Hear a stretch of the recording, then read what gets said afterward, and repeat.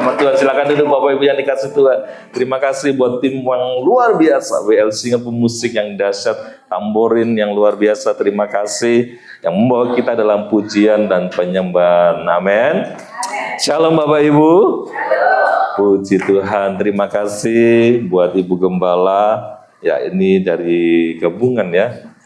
Ebenezer, Kurnia dan Evata. Bu Pendeta Lili dan juga Bu Pendeta Dice ya. Dan rekan-rekan hamba-hamba Tuhan yang ada di sini, Pak Pendeta Oro dan nggak tahu ada yang lain? Nggak ada ya. Dan rekan-rekan pengurus yang ada di sini, semua jemaat Tuhan yang dikasih Tuhan. Amin, haleluya. Ya, saya pikir sudah Natal. Ntar lagi kita akan tiup lilin sampai akan nyalakan lilin dari awal sudah dibawa kepada pujian penyembahan di dalam suasana Natal ya, luar biasa. Terima kasih buat kepercayaan yang diberikan kepada saya sehingga ya sudah lama di Jakarta, sudah lama ada di gereja-gereja dan baru kali ini sampai di tempat ini. Puji Tuhan, akhirnya Tuhan mengizinkan dan melalui Ibu Gembala yang ada tempat ini sehingga boleh memberitakan firman Tuhan. Nama saya Andreas Sutikno, saya pelayanan di GSCA juga, di Kasih Karunia. Nah, bedanya sedikit. Kalau di sini Kurnia, saya Kasih Karunia. Saya di Raden Saleh di Jakarta Pusat dan saya istri satu pastinya, nah, anak satu juga. Nah, satu-satu semuanya. Ibadah kami jam 10, jadi sama-sama jam 10. Di sana ada staf pastoral Bapak Weni Sambuaga yang memimpin ibadah pagi hari. Oke, baik. Bapak Ibu yang dikasih Tuhan, cukup perkenalan saya dan mari kita akan fokuskan kepada firman Tuhan. Dan saya percaya Bapak Ibu yang dikasih Tuhan bahwa kita adalah orang-orang yang senantiasa hidup di dalam perkenanan Tuhan. Katakan amin. Haleluya. Dan pada waktu kita hidup dalam perkenanan Tuhan, maka kita akan mencapai apa yang Tuhan inginkan di dalam hidup ini. Amin. Dan firman Tuhan adalah firman yang menjamin kita kepada kehidupan yang kekal. Ya, amin. Nah, karena itu tadi tim worship leader katakan, Tuhan biarlah kita mau diajar. Saya jarang menemukan WL, mungkin ya baru sekarang saya kata doanya dan juga apa yang dikatakan Bapak Ibu dalam waktu kita ibadah, mari kita fokus ya. Mari kita benar-benar tidak hanya lip service, tidak hanya sekedar lewat, tetapi benar-benar kita paham, kita mengerti apa yang sedang kita kerjakan. Baik Anda yang ada di depan, baik Anda yang ada di jemaat Tuhan, kita benar-benar memahami apa yang kita katakan. Dan kalau Anda simak tadi dari awal sampai akhir, doa tadi dan juga perkataan pada waktu mau firman Tuhan, kiranya kita mau diajar, gitu kan? Kita mau diajar dan diajar memerlukan hati yang ya itu dia. Dan pada waktu kita diajar maka kita mau merendahkan hati kita, karena pada waktu kita meninggikan hati kita, mengutamakan ego kita, kita nggak akan pernah mau diajar. Dan orang yang diajar adalah orang yang memenuhi amanat agung Tuhan Yesus. Kenapa? Karena amanat agung adalah beritakan Injil ke seluruh dunia dan jadikanlah mereka murid. Maaf, bukan orang Kristen. Memang kita adalah orang-orang yang percaya kepada Tuhan disebut sebagai orang Kristen. Tetapi di situ dikatakan sebagai murid. Dan seorang murid, Anda dan saya adalah orang-orang yang mau diajar karena kita sedang dijadikan sebagai seorang murid. Amin. Sehingga pada saatnya kita bisa memuridkan orang lain. Amin. Nah, karena itu pagi hari ini Bapak Ibu yang dikasih Tuhan, ada satu tema firman Tuhan yang ingin saya sharingkan pagi hari ini. Tadi sudah dikatakan akan menutup tahun, bahkan dalam kehidupan kita mungkin ada target-target yang sedang kita kejar selama sepanjang tahun 2024. Dan gak ngerasa, sudah di bulan November gitu kan. Sudah di penghujung gitu ya. Sudah di penghujung. Kok ini belum ya? Kok ini belum? Kok ini masih setengah-setengah gitu ya? Kok ini masih samar-samar gitu kan? Ada target-target, ada hal-hal yang kadang-kala membuat kita, kapan dong Tuhan? Kok tahun ini nggak dapat juga gitu ya?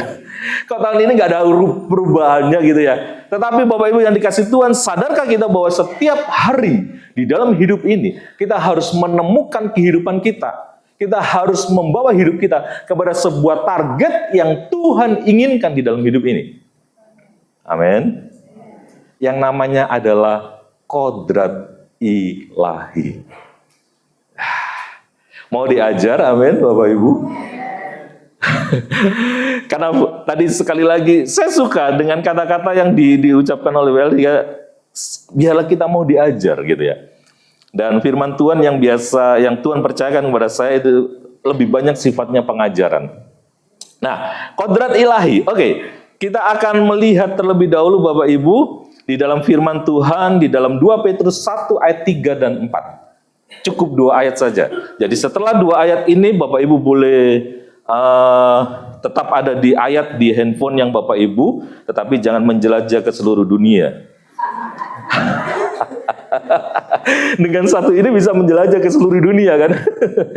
Oke, 2 ayat, 2 Petrus 1 ayat 3 sampai 4. Saya baca ayat yang ketiga, Bapak Ibu yang sudah merasakan kebaikan Tuhan nanti baca ayat yang keempat. Amin. Saya baca ayat yang ketiga dari 2 Petrus pasal yang pertama. Demikian bunyi firman Tuhan ayat yang ketiga. Karena kuasa ilahinya telah menganugerahkan kepada kita segala sesuatu yang berguna untuk hidup yang saleh oleh pengenalan kita akan Dia yang telah memanggil kita oleh kuasanya yang mulia dan ajaib. Silakan Bapak Ibu.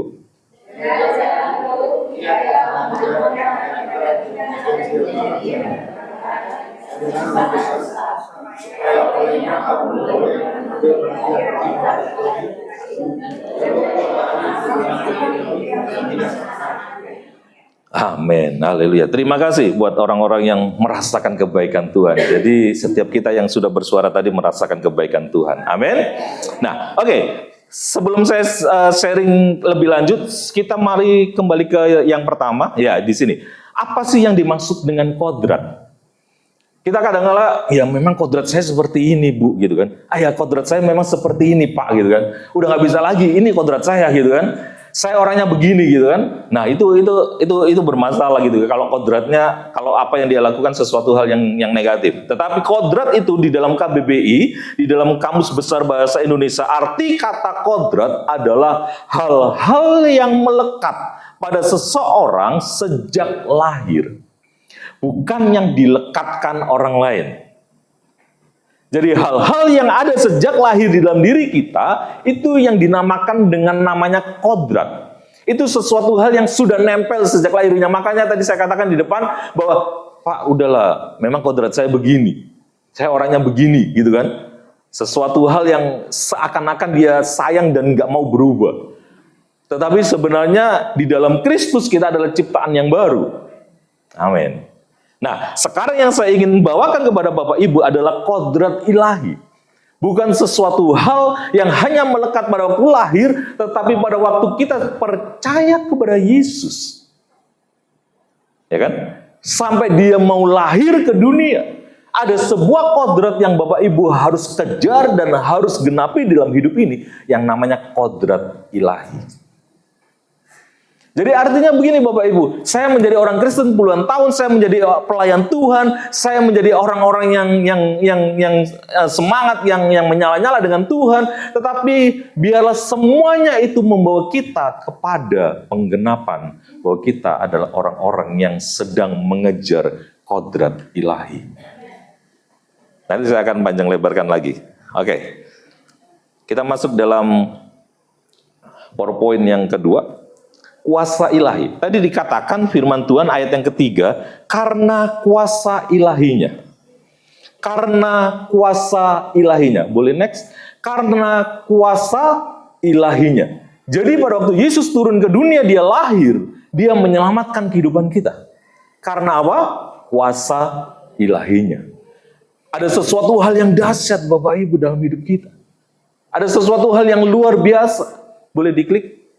Inilah kuasa ilahi yang dianugerahkan kepada kita, sehingga kita menjadi orang-orang yang percaya kepada Dia.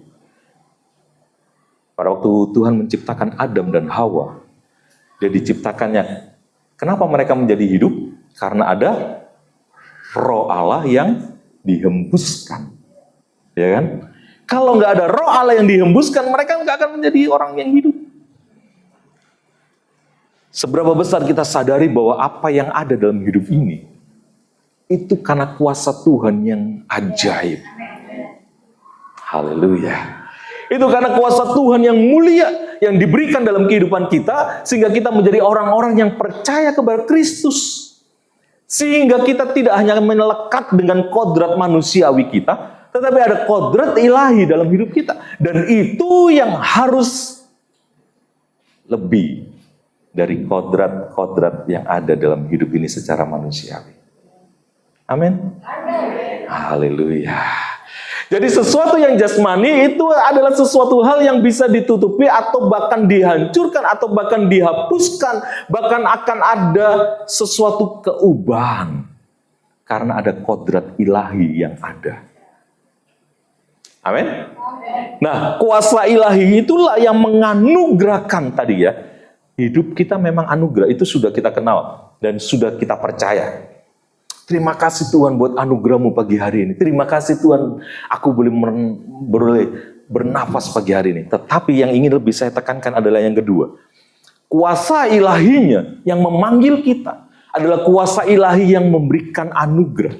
Tetapi jangan lupa, kuasa ilahi Tuhan juga memberikan kepercayaan. Jika seandainya handphone saya yang satu-satunya ini, gitu kan? Karena sekarang banyak, ada yang 2, ada yang 3, ada yang berapa gitu ya. Jika seandainya handphone saya yang satu ini saya berikan kepada Pak Oro, gitu kan? Seandainya Pak, seandainya gitu ya. Karena anugerah itu apa? Anugerah itu pemberian, bukan? Nah, saya berikan ke Pak Oro, gitu kan? Maka saya nggak akan bisa mengambil kembali. Karena sudah berikan. Tetapi kalau kepercayaan, jika satu waktu saya pergi ke luar negeri, cukup lama, 1 bulan lah gitu ya, lalu saya percayakan mobil saya ke Pak Oro, percayakan Pak, karena saya tahu Pak Oro akan merawat, gitu kan, bahkan mungkin nanti akan dijadikan 2, 3 gitu kan. Saya percayakanlah mobil Pak, tolong ya, saya percayakan mobil saya, karena saya mau ke luar negeri cukup lama, saya percayakan. Begitu saya kembali dari luar negeri, apakah saya berhak untuk ambil mobil saya? Berhak. Bapak Ibu, hidup yang Anda miliki, hidup yang kita miliki, itu tidak hanya anugerah, tetapi itu kepercayaan Tuhan. Pada waktu saya berikan kepercayaan mobil kepada Oro, maka pasti saya percaya bahwa Pak Oro adalah orang yang dapat diandalkan. Dia akan merawat, dia nggak akan jual, gitu kan? Ya kan? Itulah hidup yang kita dipercayakan oleh Tuhan, Bapak Ibu. Oleh kuasa ilahinya, maka Dia mempercayakan hidup ini di dalam hidup kita. Dan satu saat, gitu kan? Kalau Tuhan menarik kembali rohnya, dan semua akan kembali kepada debu dan tanah. Artinya, kepercayaan yang Tuhan berikan, satu saat akan dikembalikan. Akan kembali. Nah, apa yang sedang kita perbuat hari-hari ini? Apa yang sedang kita lakukan, sehingga kita mencapai kodrat ilahi, sehingga satu saat kepercayaan yang Tuhan berikan, Tuhan mengatakan, hai hambaku yang setia. Hai anakku, gitu kan? Masuklah ke dalam kerajaan. Seperti perumpamaan Mina 1, 2, 5, ya kan? Ah Tuhan, saya nggak buat apa-apa gitu kan? Ya udah tinggal ini satu lagi. Lalu Tuhan itu mengatakan, habis dia gitu kan? Tampakannya kan gitu. Jadi Bapak Ibu yang dikasih Tuhan, hidup ini kepercayaan. Setiap hari yang Anda kerjakan, itu merupakan sebuah kepercayaan yang Tuhan berikan dalam hidupmu. Dimanapun kau berada, dalam marketplace lah, dalam rumah tangga, itu sebuah kepercayaan. Ingat itu. Siapa yang mempercaya? Tuhan. Dahsyat nggak? Kalau engkau dipercaya oleh RT, kalau engkau dipercaya oleh lurah, kalau engkau dipercaya oleh presiden, pasti engkau akan melakukan sesuatu hal yang baik gitu kan. Engkau dipercaya oleh ibu gembala, engkau akan berikan yang maksimal. Ini Tuhan yang mempercayakan hidupmu. Amin. Dan kepercayaan anugerah itu, Bapak Ibu yang dikasih Tuhan, di dalam ayat tadi dikatakan kepada kita, menganugerahkan kepada kita segala sesuatu yang berguna untuk hidup yang saleh. Percayakah Anda bahwa di dalam diri Anda ada segala sesuatu yang berguna? Percayakah Anda bahwa di dalam diri Anda ada segala sesuatu yang saleh? Amin. Apa itu? Sebut aja segala sesuatu yang baik daripada Tuhan, itu sebenarnya sudah ada di dalam diri kita. Karena Tuhan menganugerahkan, bukan karena kita. Jadi artinya begini, Tuhan itu sudah sempurna, makanya dia katakan sudah selesai. Penebusannya di atas kayu salib menyelesaikan semuanya dan memberikan yang terbaik dari dalam hidup kita. Perkaranya adalah mau apa? Enggak, gitu kan. Coba cek kanan kiri yang mau dong gitu. Mau berbuat baik enggak gitu kan? Mau mengampuni enggak? Mau mengasihi enggak gitu kan? Kan itu Bapak Ibu yang dikasih Tuhan. Kan kita nggak perlu cari, sebentar ya, saya cari dulu pengampunan ada di mana. Kan enggak. Ya kan? Sebentar ya, saya cari dulu. Saya caranya mengasihi itu gimana? Bilang jangan pura-pura dong gitu. Kenapa? Firman Tuhan sudah menekankan, dia menganugerahkan, dia mempercayakan, dia memberikan segala sesuatu yang berguna untuk hidup yang saleh. Jadi orang Kristen, orang yang percaya kepada Tuhan, hidupnya adalah saleh. Amin. Hidupnya adalah, tadi dikatakan oleh WL, melakukan, tidak hanya mendengar, tetapi menjadi pelaku-pelaku firman. Hidupnya ada segala sesuatu yang ada dalam kehidupannya, sehingga untuk hidup yang saleh, ya itu sudah dikatakan. Segala sesuatu yang berguna. Mari Bapak Ibu yang dikasih Tuhan, hiduplah yang berguna. Artinya kalau bahasa kerennya, jadi berkat, gitu kan? Jadi terang, gitu kan? Tetapi firman Tuhan yang berguna untuk hidup yang saleh. Nah, saya akan teruskan dengan ini. Hidup yang saleh karena pengenalan akan Tuhan. Kaitannya di mana?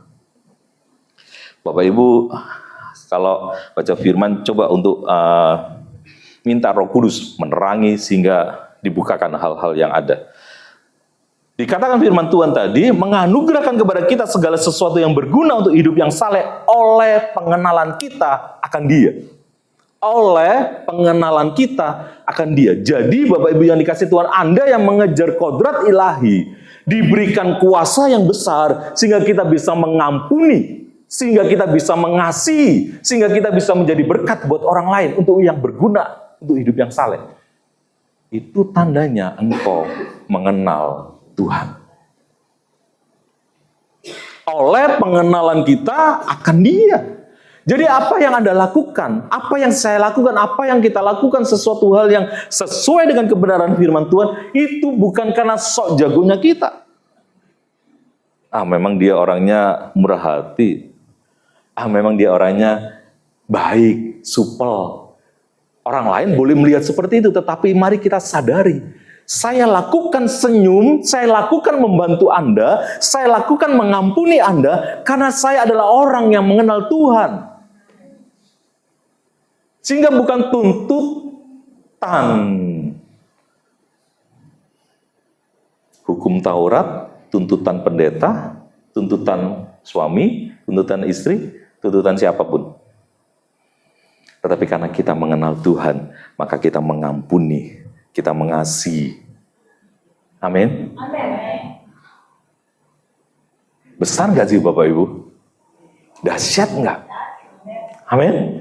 Ketika Anda berbuat menjadi terang, menjadi berkat buat orang lain, itu adalah tanda bahwa engkau sedang mengenal Dia. Karena Yesus sudah berbuat itu buat kehidupan kita. Dia adalah gembala yang baik gitu kan. Gitu kan. gadanya, tongkatnya menuntun kita. Sehingga satu saat kita boleh berbuat baik kepada orang. Itu karena kita mengenal Dia.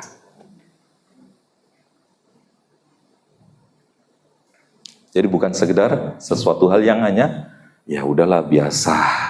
Ya udahlah. Kemarin disuruh begitu, ya udahlah saya lakukanlah gitu kan. Ada sedikit keterpaksaan.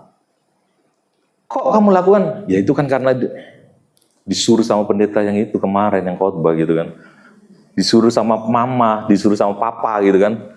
Anak muda. Tapi pada waktu kita melakukan segala sesuatu yang berguna untuk hidup yang saleh, maka itu adalah pengenalanmu kepada Tuhan. Karena engkau kenal Tuhan, itulah pengajaran kodrat ilahi Bapak Ibu. Bukan hanya sekedar sesuatu yang keluar dari kehidupan kita, tetapi karena kuasa yang besar. Amin Bapak Ibu. Nah, untuk itu semua maka harus yang terakhir, karib dengan Tuhan. Kok karib dengan siapa? Akan menjadi seperti itu. Itu kata orang.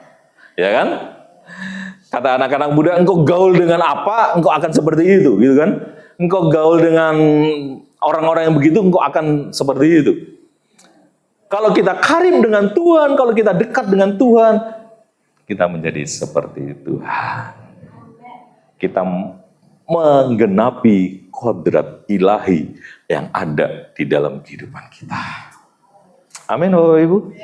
Apakah ini sebuah pengejaran dalam kehidupan kita? Pada waktu Anda mengejar hal ini, maka itu, pasel itu, kan kurang satu gitu kan. Begitu Anda lihat dan Anda temukan dan Anda masukkan, kalau bahasa Turkinya, plok gitu lah, masuk pas. Meskipun ada belok-beloknya gitu ya, meskipun ada pergumulan untuk mengampuni, meskipun ada perjuangan untuk tetap mengasihi Dia, meskipun ada perjuangan untuk tetap merendahkan hati. Tetapi karena kita mengenal Tuhan, maka saya bisa melakukannya. Itu butuh karib dengan Tuhan. Kenapa orang kadang-kala kumat? Kemarin kamu sudah berubah kok sekarang.